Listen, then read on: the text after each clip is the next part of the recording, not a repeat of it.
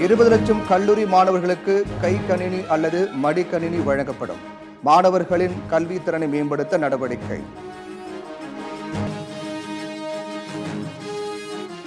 பெற்றோரை இழந்த குழந்தைகளுக்கு மாதந்தோறும் 2000 ரூபாய் உதவித்தொகை. சட்டப்பேரவை பட்ஜெட் கூட்டத்தில் அமைச்சர் தங்கம் தென்னரசு அறிவிப்பு. மகளிர் உரிமை தொகை திட்டத்தில் பயன்பெற புதியதாக விண்ணப்பிக்கலாம். தமிழக பட்ஜெட்டில் அமைச்சர் தங்கம் தென்னரசு அறிவிப்பு.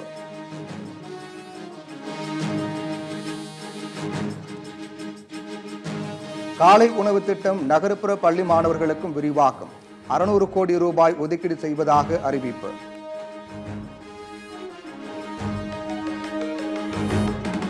ராமேஸ்வரத்தில் புதிய விமான நிலையம் அமைக்கப்படும் என பட்ஜெட்டில் அறிவிப்பு. தாம்பரத்தில் திடக்கழிவு மின்சாரம் தயாரிக்கும் ஆலை அமைக்கப்படும் என்றும் தகவல்.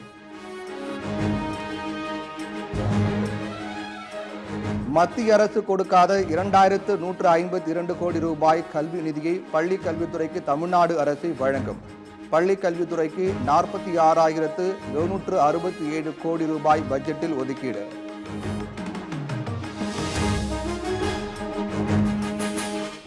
பூந்தமல்லி போரூர் இடையே டிசம்பரில் மெட்ரோ ரயில் சேவை தொடங்கும். கிளாம்பாக்கம் விமான நிலையம் இடையே மெட்ரோ பணிகளை தொடங்க 9,335 கோடி ரூபாய் ஒதுக்கீடு.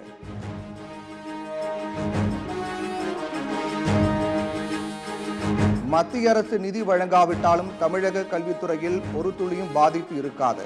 தமிழ்நாட்டில் இருமொழிக் கொள்கையை தொடரும் என தங்கம் தென்னரசு திட்டவட்டம். கலைஞர் கனவு இல்ல திட்டத்தில் ரூபாய் 3500 கோடியில் 1 லட்சம் கான்கிரீட் வீடுகள் கட்டப்படும். சென்னைக்கு அருகே 2000 ஏக்கர் பரப்பளவில் புதிய நகரம் உருவாக்கப்படும் என பட்ஜெட்டில் அறிவிப்பு.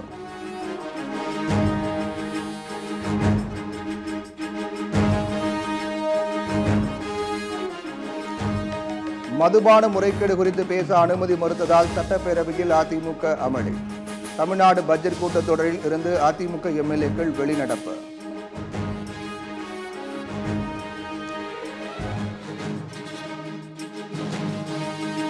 உலகில் உள்ள அனைத்து மொழிகளிலும் மொழிபெயர்க்கப்பட்ட நூல் என்ற பெருமையை விரைவில் திருக்குறள் பெறும். 500 தமிழ் நூல்களை மொழிபெயர்க்க முதற்கட்டமாக 10 கோடி ரூபாய் ஒதுக்கீடு.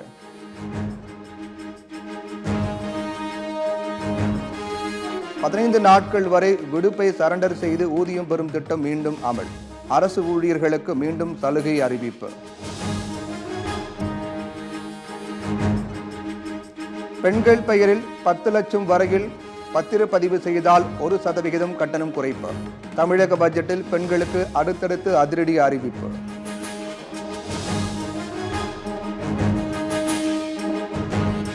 சென்னை, குன்னூர், முத்துப்பேட்டை, தூத்துக்குடி, விழுப்புரம் உள்ளிட்ட 10 இடங்களில் அரசு கல்லூரிகள் அமைக்கப்படும்.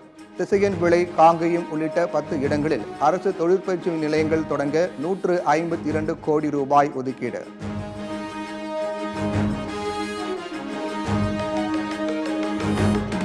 பத்தாயிரம் புதிய மகளிர் சுய உதவிக்குழுக்கள் தொடங்கி 37,000 கோடி ஒதுக்கீடு செய்யப்படும். 77 கோடி ரூபாய் செலவில் தோழி மகளிர் தங்கும் விடுதிகள் அமைக்கப்படும் என அறிவிப்பு.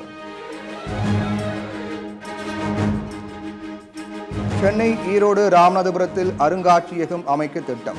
தமிழகத்தில் கீழடி உள்ளிட்ட 8 இடங்களில் தொல்லியல் அகழாய்வுகள் நடைபெறும் எனவும் அறிவிப்பு.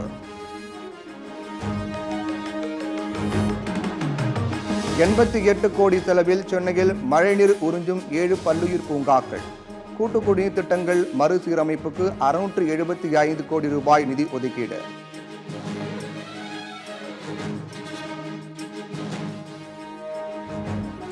உயர்கல்வித்துறைக்கு 8,494 கோடி ரூபாய் நிதி ஒதுக்கீடு. மாணவர்களுக்கு 2,500 கோடி கல்விக்கடன் வழங்க இலக்கு நிர்ணயம்.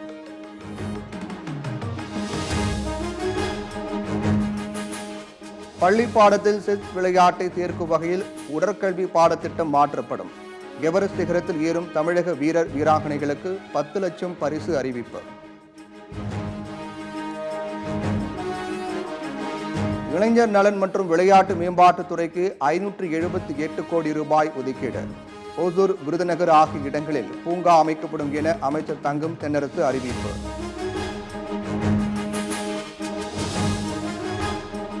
சுகாதாரத்துறைக்கு 21,906 கோடி ரூபாய் ஒதுக்குவதாக பட்ஜெட்டில் அறிவிப்பு. இன்னுயிர் காப்பும் திட்டத்தில் 723 மருத்துவமனைகள் 302 கோடி ரூபாயில் சிகிச்சை. நடமாடும் மருத்துவ குழுக்களுக்கு 40 கோடி ரூபாய் ஒதுக்கீடு.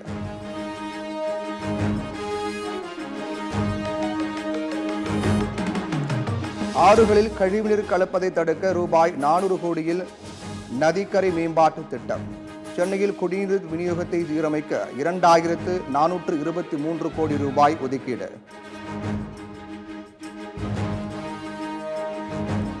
அரசு பொறியியல் கல்லூரிகளில் AI தொழில்நுட்ப படிப்புகள் தொடங்கப்படும். போட்டித் தேர்வுக்கு தயாராக மாணவர்களுக்காக நெல்லை, சேலத்தில் 1 லட்சம் புத்தகங்களுடன் நூலகம் அமைக்கப்படும் என அறிவிப்பு.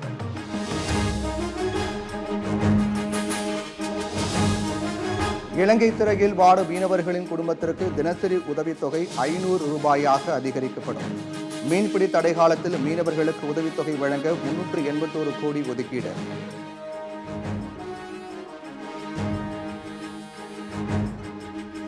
மூன்றாம் பாலினத்தவர்கள் உயர்கல்வி பயில தமிழ் புதல்வன் புதுமை பெண் திட்டம் விரிவாக்கம். மாற்றுத்திறனாளிகளுக்கு உள்ளாட்சி அமைப்புகளில் நியமன முறையில் பணி வழங்க சட்டம் இயற்றப்படும் என பட்ஜெட்டில் அறிவிப்பு.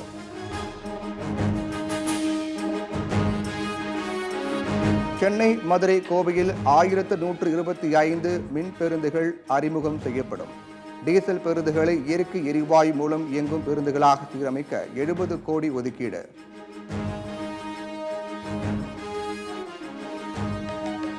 இரண்டாயிரத்தி 25-26 நிதியாண்டு பட்ஜெட்டை 160 நிமிடங்கள் இடைவிடாது வாசித்து முடித்தார் அமைச்சர் தங்கம் தென்னரசு.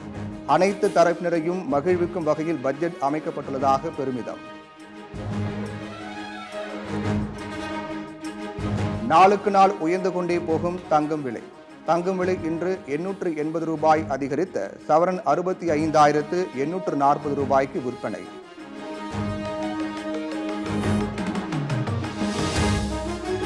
நகர்ப்புற நலவாழ்வு மையங்களில் மருத்துவர்கள் உள்ளிட்ட பணியிடங்களுக்கு வரும் 24ஆம் தேதிக்குள் விண்ணப்பிக்கலாம்.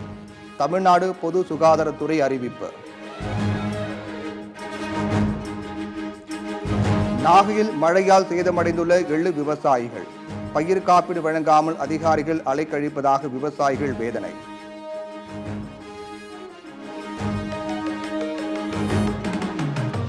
ஆசனவாயில் மறைத்து வைத்து சேலம் சிறைக்குள் செல்போன் மற்றும் கஞ்சா கடத்தல் சென்ற கைதி. சம்பந்தப்பட்ட கைதி மற்றும் அவரை தூண்டிய ஆயுள் தண்டனை கைதி ஆகிய இருவரிடமும் போலீசார் விசாரணை.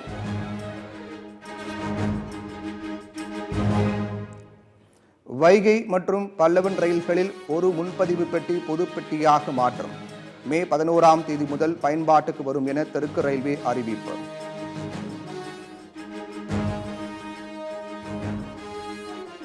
வடமாநிலங்கள் உள்ளிட்ட இந்தியாவில் எந்த மாநிலத்திலும் மும்மொழிக் கொள்கை பின்பற்றப்படவில்லை.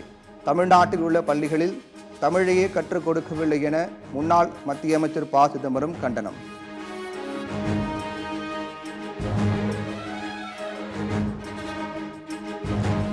மத்திய பிரதேசத்தில் திறக்கப்பட்ட 2 நாட்களில் அம்பேத்கர் சிலை மாயம். சிலையை திருடிய நபர்களுக்கு போலீஸ் வலைவீச்சு.